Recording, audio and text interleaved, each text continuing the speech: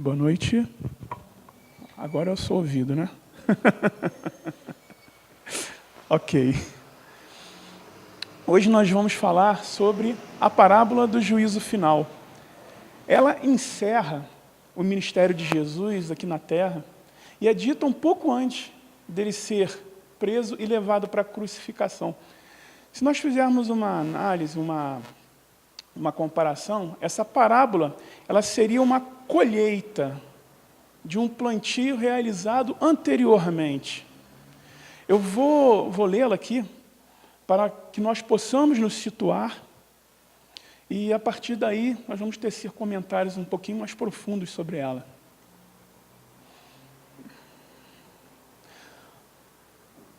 Quando o Filho do Homem vier em sua glória, e todos os anjos com ele, então se assentará no trono de sua glória, e serão reunidas em sua presença todas as nações, e ele separará os homens uns dos outros, como o pastor separa as ovelhas dos cabritos, e porá as ovelhas à sua direita e os cabritos à sua esquerda. Então dirá o rei aos que estiverem à sua direita: vinde, benditos de meu Pai, recebei por herança o reino preparado para vós desde a fundação do mundo. Pois tive fome e me destes de comer. Tive sede e me destes de beber. Era forasteiro e me recolheste. Estive nu e me vestiste. Estive doente e me visitaste. Estive preso e viestes me ver. Então os justos lhe responderão: Senhor, quando foi que te vimos com fome e te demos de comer, com sede e te demos de beber? Quando foi que te vimos forasteiro e te recolhemos, nu e te vestimos? Quando foi que te vimos doente ou preso e fomos te ver? Ao que lhe responderá o rei: em verdade vos digo, cada vez que fizeste a um destes irmãos mais pequeninos, foi a mim que o fizeste. Em seguida, dirá para os que estiverem à sua esquerda: apartai-vos de mim, malditos, para o fogo eterno, preparado para o diabo e seus anjos. Porque eu tive fome e não me destes de comer. Tive sede e não me destes de beber. Sendo estrangeiro, não me recolheste. Estando nu, não me vestiste. Estando doente, não foste me visitar. Estando preso, e não vieste me ver. Então, também eles responderão: Senhor, quando é que te vimos com fome ou com sede, forasteiro ou nu, doente ou preso, e não te servimos? E ele responderá com estas palavras: em verdade vos digo, todas as vezes que o deixaste de fazer a um destes pequeninos, foi a mim que deixaste de fazer. Irão estes para o castigo eterno, enquanto os justos irão para a vida eterna. Isso está lá em Mateus, no Evangelho de Mateus, capítulo 25, versículo de 31 a 46. Meus irmãos, o que significa o juízo final? Se nós levarmos ao pé da letra, quer dizer o fim de tudo. Seria ali sem novas chances, sem novo recomeço, sem novas oportunidades, enfim, seria o chamado game over, acabou. Kardec, lá nos itens de 62 a 67 da Gênesis, do capítulo 17, ele disserta sobre as predições do Evangelho. E ele cita o título Juízo Final como uma dessas predições. E tem umas partes dela aqui que eu achei interessante, que eu resolvi trazer, na qual o Kardec, ele contesta esse juízo terminativo. Eu vou ler aqui para vocês. Diz assim, a doutrina de um juízo final único e universal, pondo fim para sempre à humanidade, repugna a razão por implicar a inatividade de Deus durante a eternidade que seguirá a sua destruição. Que utilidade teriam, então, o Sol, a Lua e as estrelas, que, segundo a Gênesis, foram feitos para iluminar o mundo? Causa espanto que tão imensa obra seja produzida para tão pouco tempo e a benefício de seres votados de antemão, em sua maioria, aos suplícios eternos. Moralmente, a ideia de um julgamento único seria, até certo ponto, admissível para os que não procuram a razão das coisas, quando se cria que a humanidade toda se achava concentrada na Terra. Moralmente, um juízo final definitivo e sem apelação não se concilia com a bondade infinita do Criador, que Jesus nos apresenta de contínuo como um Pai bom, que deixa sempre aberta a senda para o arrependimento e que está pronto sempre a estender os braços ao Filho pródigo. Bem, meus irmãos, então pelo texto nós podemos verificar que um juízo terminativo, ele seria algo completamente incompatível com uma proposta de mundos evolutivos que nos é apresentada lá pelos Espíritos, nos itens 3, 4 e 5 do capítulo 3º do Evangelho segundo o Espiritismo, intitulado Diferentes Categorias de Mundos Habitados, onde eles nos diz que existem os mundos primitivos e esses evoluem para os mundos de provas e expiações, que evoluem para os mundos de regeneração, que evoluem para os mundos ditosos, os mundos felizes, e que depois evoluem para os mundos celestes ou divinos. Então existe aí uma gradação de evolução para cada mundo, não só para as pessoas, mas para os mundos propriamente ditos.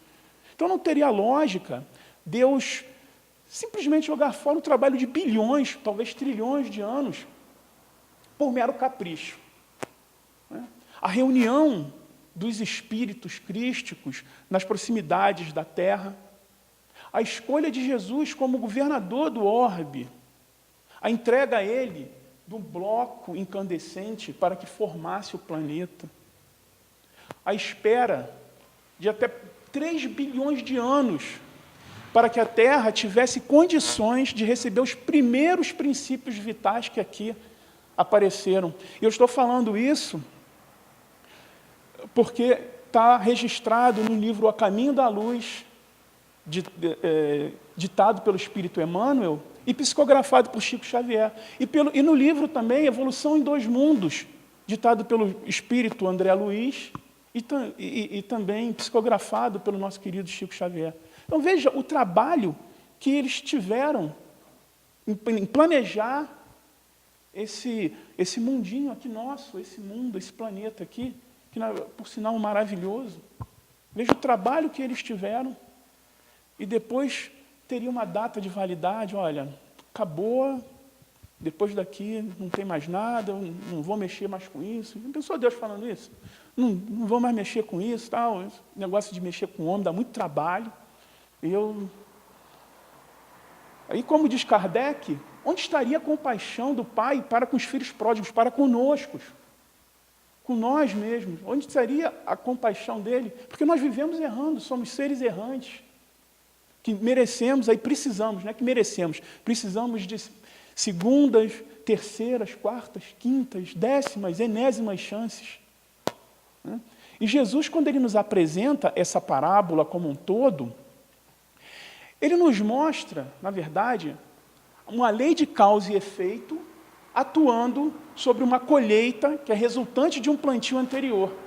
E a importância das boas ações através da caridade. Foi aquilo que eu falei, se a gente comparar a parábola do juízo final, ela é a consequência, ou seja, a colheita de um plantio. Então vamos analisar aqui a parábola. Quando o Filho do Homem vier em sua glória e todos os anjos com ele, então se assentará no trono de sua glória. Bem, o Filho do Homem é aquele homem realizado, é o homem completo. Foi aquele que cumpriu com louvor todas as etapas de uma escalada evolutiva. É aquele que venceu o mundo e, consequentemente, se encheu de glórias. Ele levou os seus sentimentos às maiores alturas, colocando esses sentimentos à disposição de Deus, a serviço de Deus e de toda a humanidade. E Jesus, meus irmãos, é a representação fiel dessa vitória do homem sobre o mundo, E por isso que ele vem a ser o nosso orientador, o nosso grande guia e modelo, o governador do orbe. Continuando aqui. E serão reunidas em sua presença todas as nações. O Evangelho do Cristo, a mensagem do Cristo, ela é grandiosa. Mas a aplicação será universal. E ela independerá de credo, de raça, de cultura. Ela abrangerá a todos, indistintamente. Então nós devemos colocar em prática aquilo que nos foi ensinado há mais de 2000 anos. E essa aplicação, ela será indistinta. E essa mensagem que é grandiosa, ela independerá de credo, de raça ou de cultura. Continuando aqui a parábola. E ele separará os homens uns dos outros, como pastor separa as ovelhas dos cabritos, e porá as ovelhas à sua direita e os cabritos à sua esquerda. Meus irmãos, nós aqui podemos examinar esse trecho da parábola por dois prismas diferentes. O prisma exterior, que aí nós estamos falando de autoridade moral, e do prisma interior, aí falamos de autoconhecimento e reforma íntima. Pelo prisma exterior, quem melhor que Jesus para separar com amor e justiça os bodes, os cabritos das ovelhas, os rebeldes dos mansos. Pegando os rebeldes, falando assim, meus irmãos, olha, a terra, ela tem uma proposta de evolução. E, infelizmente, vocês não estão vibrando nessa mesma frequência que a terra. Vou encaminhá-los para um outro orbe, para um outro planeta, e lá vocês permanecerão até que a senda do arrependimento os desperte, e vocês melhorem o suficiente para poder retornar. Quando isso acontecer, eu estarei de braços abertos aqui para recebê-los e encaminhá-los novamente para o planeta. Então não existe aquele castigo eterno. Vou colocar você ali naquela prisão e ponto, você ficará para lá para sempre. Não. É até que ele melhore. E quando esse irmão melhorar, ele retorna. E por outro lado, dizer para os mansos, meus irmãos, eu preciso que a terra se eleve a mais altos níveis. Conto com a ajuda de vocês. Estarei aqui os orientando, os conduzindo, mas eu preciso da cooperação de vocês para elevar o planeta a maiores alturas. Então, isso daí seria a análise pelo prisma exterior. E pelo prisma interior? Aí é conosco. É conosco porque todos nós temos a responsabilidade de separar as nossas ovelhas dos nossos cabritos. Separar as nossas imperfeições das nossas virtudes. Mas não para pegar essas imperfeições e expurgar, botar num outro lugar. Não, muito pelo contrário. Até porque é uma energia só. É para você conhecer as virtudes, o que eu tenho de bom e o que eu tenho de ruim. O que eu tenho ainda de imperfeito. Fazer com que essas virtudes, elas lancem luz sobre a sombra das imperfeições. Acolha, para que as virtudes elas acolham as imperfeições e transformem elas em luz. E como é que eu faço isso daí? É me conhecendo. E como é que eu faço esse conhecimento? Como é que eu exerço esse conhecimento? Aí vamos lá na questão 919 do Livro dos Espíritos, onde Kardec pergunta aos mesmos qual o meio mais eficaz para um homem melhorar-se nessa vida e resistir aos arrastamentos do mal. E os Espíritos lhe respondem, conheça-te a ti mesmo. Então é necessário o autoconhecimento. Mas como é que eu faço esse autoconhecimento? Aí vamos numa sugestão de Santo Agostinho, na pergunta 919A, que ele diz, é através do exercício da interrogação consciencial, da interrogação da consciência, revisando os atos diários no final dos nossos dias, questionando se eu fiz algo que não deveria, ou que eu não fiz algo que eu deveria fazer. Se eu causei aborrecimento a alguém, se eu fui causa a esse aborrecimento. Então, esse checklist, ele será necessário para que, a partir daí, nós operemos a reforma interior, ou a reforma moral. E o objetivo é transformar aquilo que nos é sombra, as nossas imperfeições, em virtudes. Aumentar o rebanho das ovelhas, aumentar o rebanho das virtudes. Continuando.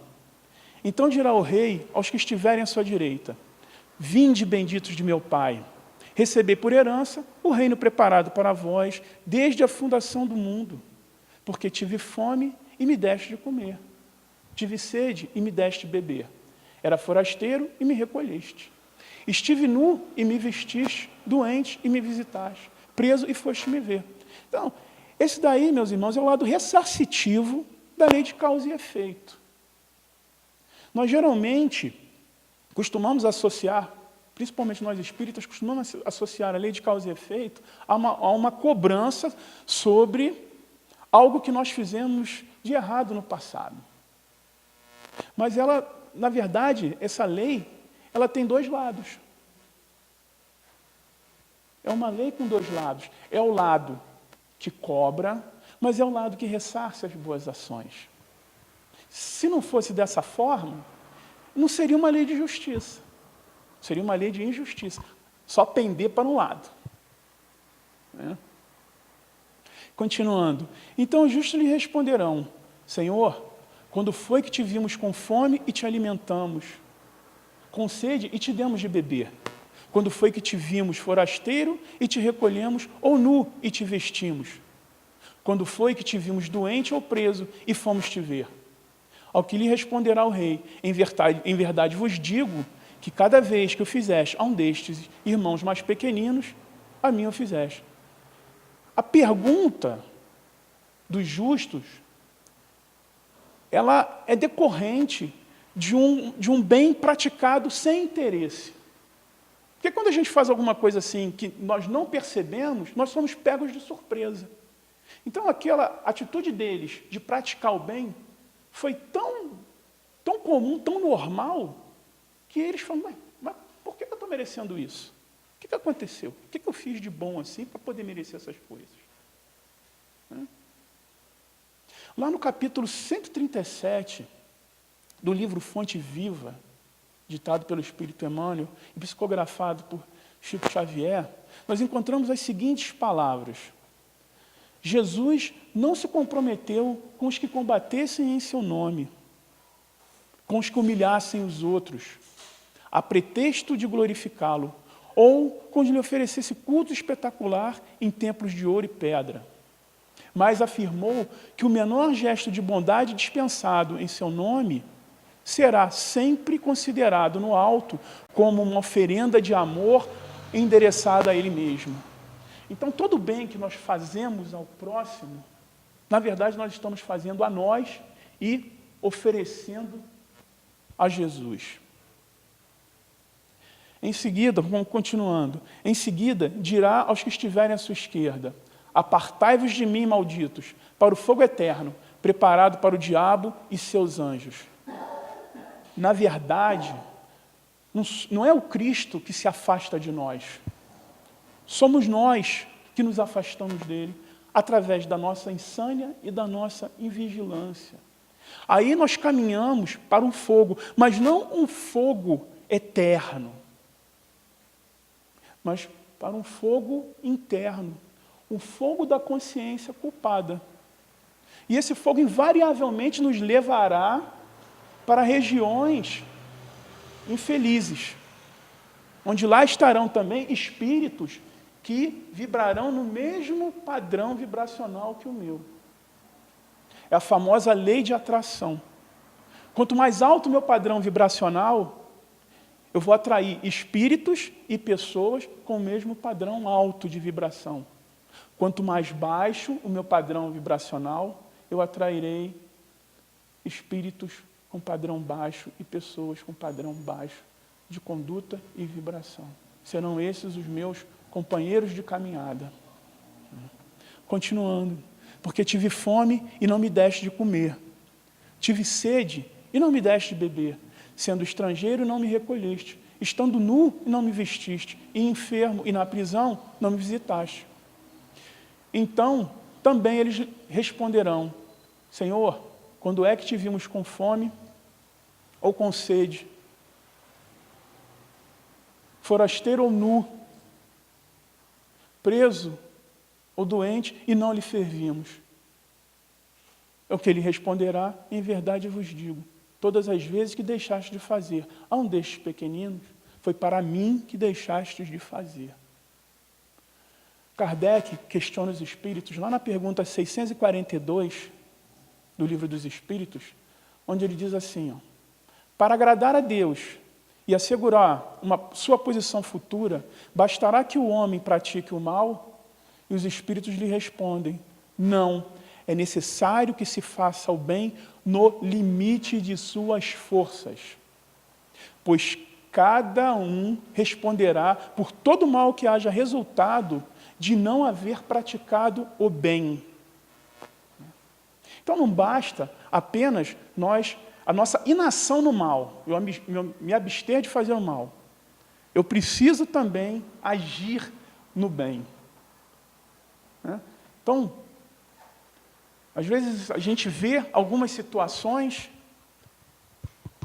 e por questões diversas nós não interferimos, nem direta ou indiretamente. E aquela situação ali vai ter um desdobramento que pode ser até trágico. E o que acontece? Nós acabamos sendo corresponsáveis pelaquela tragédia. Por quê? Porque nós não atuamos.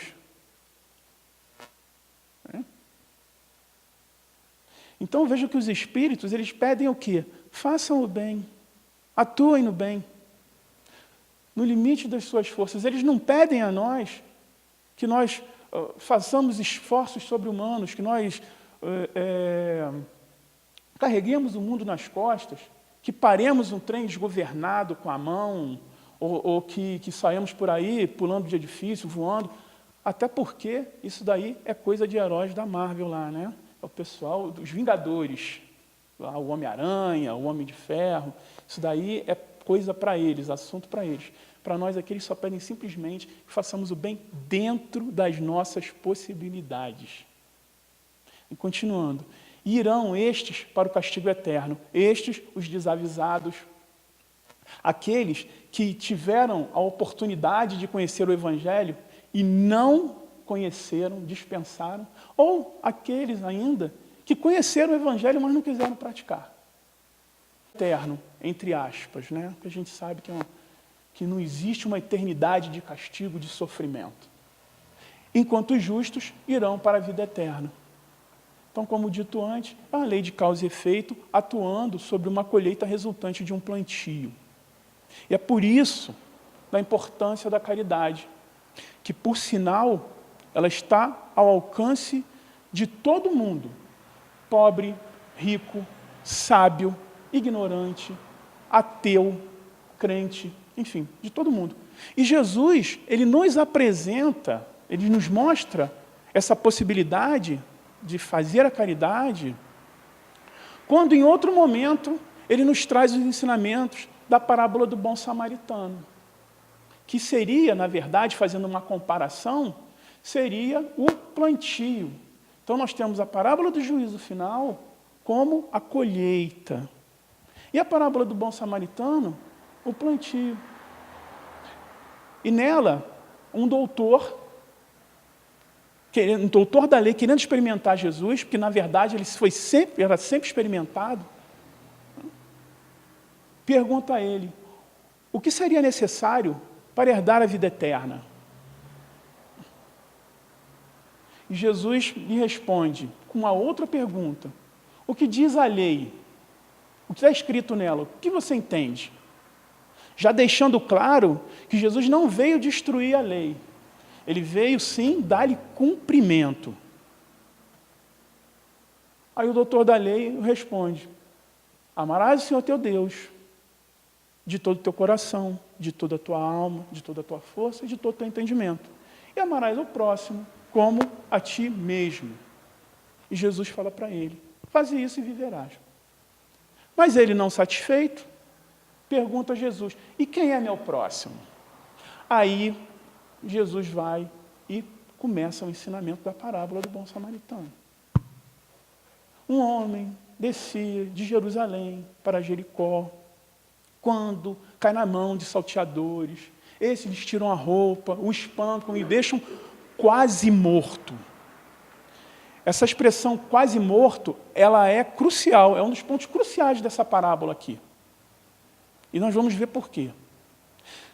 Descendo pela mesma estrada, vem um sacerdote que olha aquele homem caído, passa ao lado e continua descendo. A mesma coisa faz um levita. Desce a estrada, olha aquele homem, passa ao lado e desce. Mas vem um samaritano. Esse samaritano encontra esse homem, que estava em viagem, por sinal, esse samaritano. Ele encontra o homem, tem compaixão dele. Aí aproxima-se, trata das feridas dele, deita-lhe vinho, óleo, aí depois coloca no cavalo, leva para uma estalagem, cuida dele. No dia seguinte, ele precisa dar continuidade à sua viagem, chega para o estalageiro, apresenta lá 2 denários para o estalageiro e diz: olha, cuida desse homem, que quando eu retornar, eu lhe ressarço o que você pagou a mais. Então, Jesus pergunta para o doutor da lei. Depois de contar essa história, Jesus pergunta ao doutor da lei: quem foi o próximo? Qual dos 3 foi o próximo daquele homem? E o doutor da lei, sabendo, responde: aquele que teve misericórdia dele. Aí Jesus diz: vai e faz o mesmo. Então, meus irmãos, Jesus, quando ele conta essa parábola, ele conta essa parábola da descida, ele não está narrando uma descida meramente geográfica. Ele se utilizava, na verdade, das coisas concretas e dos objetos físicos para poder situar as pessoas a quem ele se dirigia e transmitir um ensinamento moral. Na verdade, Jesus está narrando uma descida espiritual. Tá? E o comportamento das pessoas diante da queda daquele homem que estava ali. Agora, cabe algumas observações que eu vou fazer. Jesus, ele cita a lei mosaica. Né? Então, no item 2 do capítulo 1 do Evangelho segundo o Espiritismo, intitulado Não Vim Destruir a Lei, os Espíritos nos diz que a lei mosaica, ela consiste de 2 partes. A primeira foi promulgada lá no Monte Sinai, que é a lei de Deus, a lei divina. É aquela lei que é irrevogável, que é invariável, ela não varia. Ela é aplicável a todos os povos e a todos os mundos. E ela estabelece uma relação entre o homem e Deus e o homem. Na outra parte da lei mosaica, era contida a lei humana, a parte humana da lei, que era necessária para manter aquele povo, um povo, diga-se de passagem, rebelde, insubordinado, na linha. Então, ela estabelecia regras entre o povo. Era uma relação horizontal. E essa lei era própria para aquela época. Né? Nessa parte humana da lei, meus irmãos, Moisés tratava de diversos assuntos. Diversos assuntos. Nós tínhamos assuntos penais, civis, comerciais, assuntos agrários, sanitários, enfim. Era uma infinidade de assuntos. Só para se ter uma ideia, lá em Levítico, capítulo 19, versículo 16, Está escrito assim, ó, não andarás como mexeriqueiro entre seu povo. Então vejam que há 4.000 anos atrás, Moisés não só combatia a fofoca, mas como fofoqueiro também. Olha só, está lá na lei mosaica. Agora, por que eu estou falando isso? Eu estou falando tudo isso. É para poder voltar na parábola e dizer o seguinte, que tanto o sacerdote quanto o levita, eles não agiram daquela forma por mera indiferença. Não. Eles agiram daquela forma, na verdade, porque estava na lei. Sabe aonde? Em Levítico, capítulo 21, versículo 1. Eu estou me remetendo aqui à lei mosaica, à lei de Moisés, porque foi onde Jesus fez o doutor da lei se remeter. Em Levítico, capítulo 21, versículo 1, diz o seguinte, depois disse o Senhor a Moisés, fala aos sacerdotes, filhos de Arão, e diz-lhes, o sacerdote não se contaminará por causa de um morto entre o seu povo. Olha só. Nos versículos seguintes, 2, 3, 4 ali, ele tem as exceções, exceto se for o seu pai, a sua mãe, o seu irmão ou a sua irmã, desde que seja solteira. Também tem essa situação. Tá? Aí o que acontece? Aqueles camaradas passam, olham aquele morto ali, olham aquela pessoa quase morta. Por isso que é o ponto crucial, quase morta. Fala assim, poxa, não é meu pai, não é minha mãe, não é meu irmão, não é minha irmã solteira, não é não conheço nem de vista. Então, eu vou descer. Aí continua descendo. Tá? Seguindo a lei. Mas agora aqui, sem querer induzir ninguém, mas utilizando o instituto da fé raciocinada que nós espíritas temos, nós não poderíamos dizer ou entender que esse versículo desse capítulo, ele trata de uma norma sanitária. O sacerdote não se contaminará por causa do corpo de um morto, de seu povo. Não podemos entender como uma norma sanitária, uma norma protetiva até. Eu estou protegendo aqui uma classe, como existem várias leis aí que protegem determinados trabalhadores, determinadas pessoas que exercem algumas atividades, por exemplo, atividade salubre, atividade periculosas, né? Não temos essas situações, e essa daí não poderia ser uma lei, tipo uma norma sanitária de não tocar no corpo. Agora, isso seria uma lei divina ou uma lei humana? Humana. É aquela lei revogável, que hoje está certa, mas amanhã pode estar errada. Que hoje está errada, mas amanhã pode estar certa. É uma lei humana. Agora, o samaritano, que nada de herético ele tem. Tá? Até porque eles se denominam chamerins, que em hebraico quer dizer os observantes. E é observante da lei. E eu falo que até hoje eles se autodenominam assim, é porque eles ainda vivem ali na faixa, na região entre a Cisjordânia e a Síria. Ali ainda habitam os samaritanos. Então, eles também observam a lei. E esse samaritano, ele observou a lei. Sabe aonde? Lá em Deuteronômios, capítulo 6, versículo 5.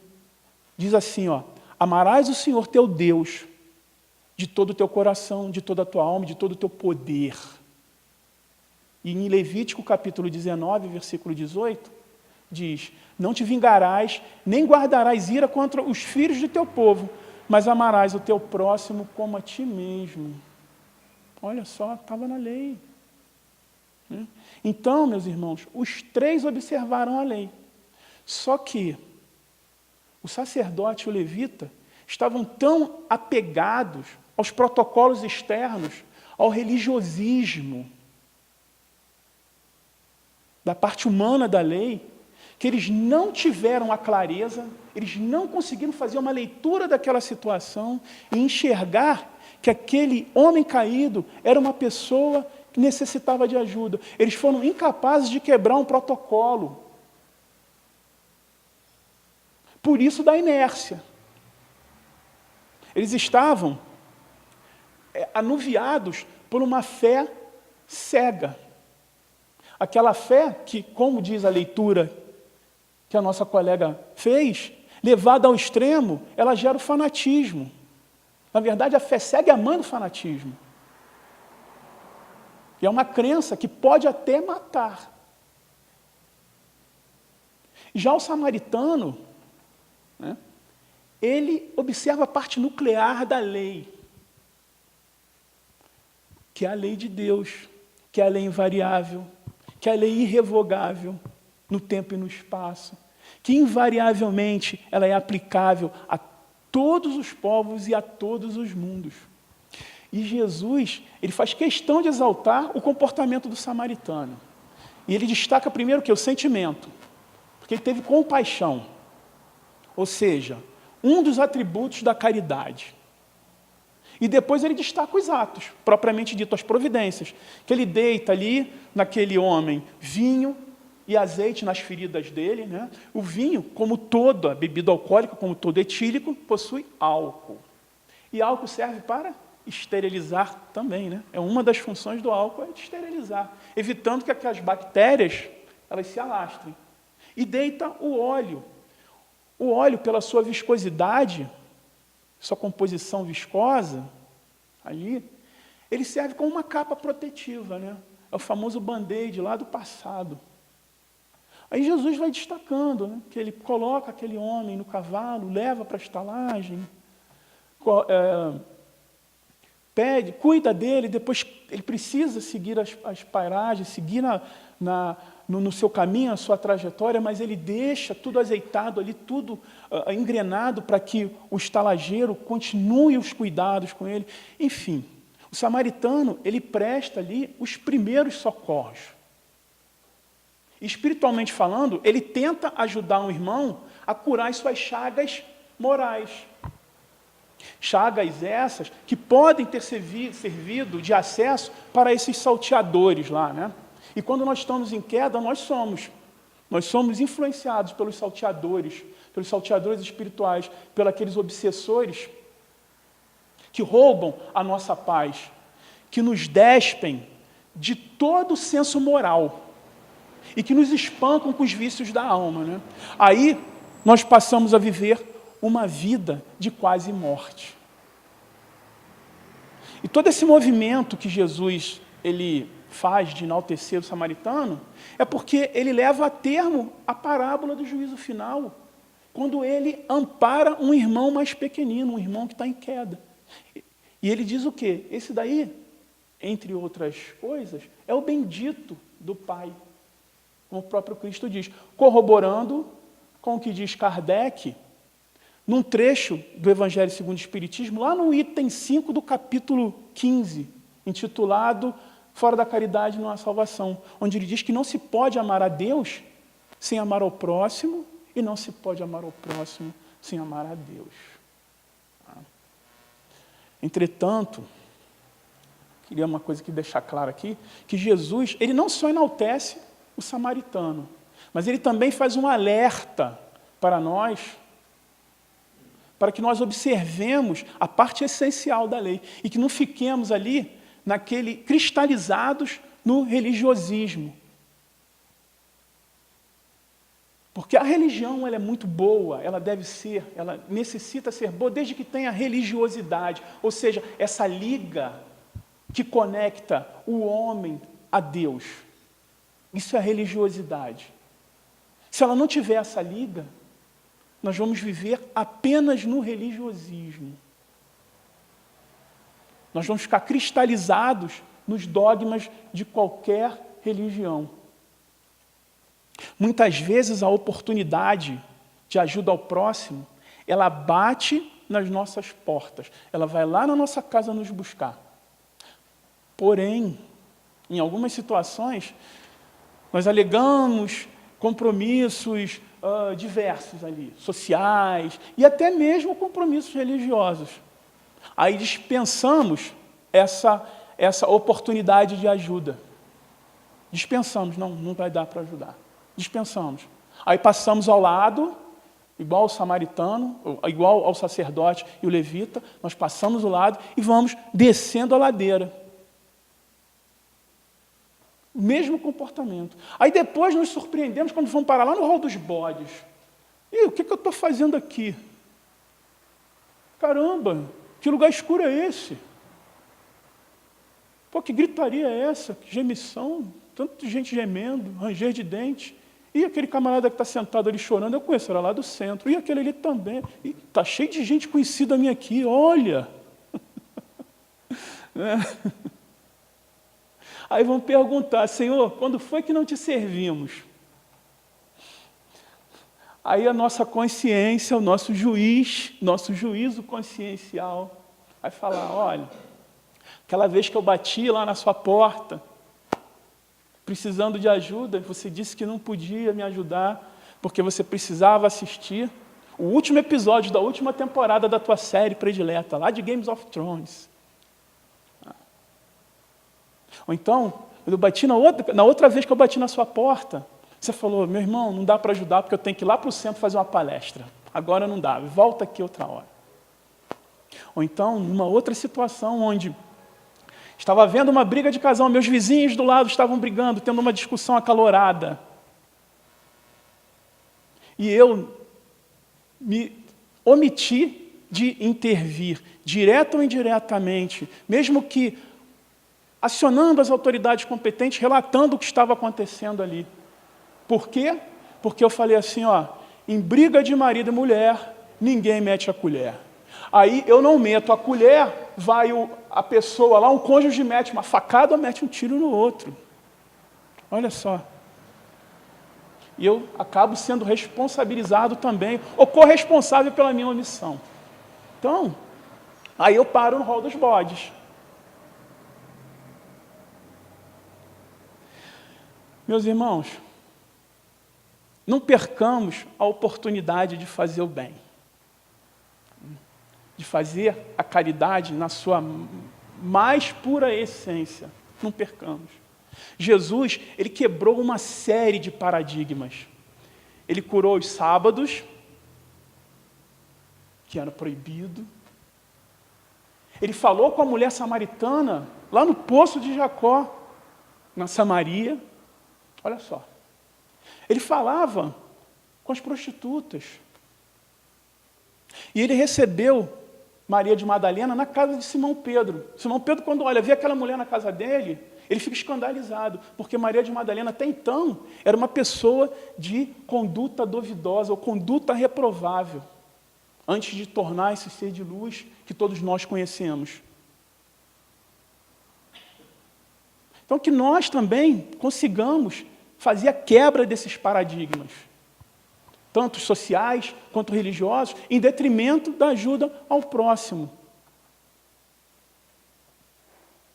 Isso daí é necessário, porque quando o Filho do Homem vier em sua glória, e todos os anjos com ele, e ele separar os homens uns dos outros, como o pastor separa as ovelhas dos cabritos, nós estejamos figurando no rol das ovelhas, sendo considerados o bendito do Pai e herdeiros do reino prometido desde a fundação do mundo. Bem, meus irmãos, que a paz de Jesus esteja conosco, hoje e sempre, que nós possamos voltar para as nossas casas muito melhores do que quando aqui chegamos.